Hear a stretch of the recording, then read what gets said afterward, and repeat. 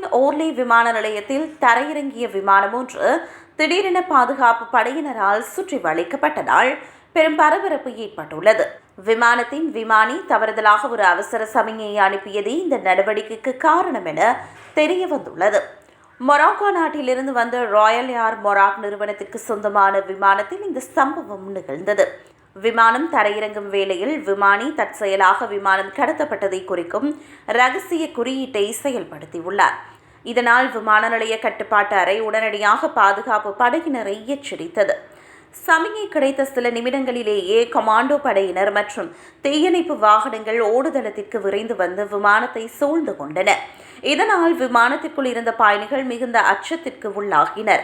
விமான நிலையத்தின் மற்ற செயல்பாடுகளும் பாதுகாப்பு கருதி தற்காலிகமாக நிறுத்தி வைக்கப்பட்டன. விமான நிலைய அதிகாரிகள் மற்றும் பாதுகாப்பு துறையினர் விமானிகளுடன் தொடர்பு கொண்ட போது அது ஒரு தொழில்நுட்ப தவறு அல்லது மனித தவறு என்பது உறுதி செய்யப்பட்டது. விமானத்தில் எவ்வித ஆபத்தோ அல்லது கடத்தல் முயற்சியோ நடைபெறவில்லை என்பதனை உறுதி செய்த பின்னரே நிலைமை சீரானது.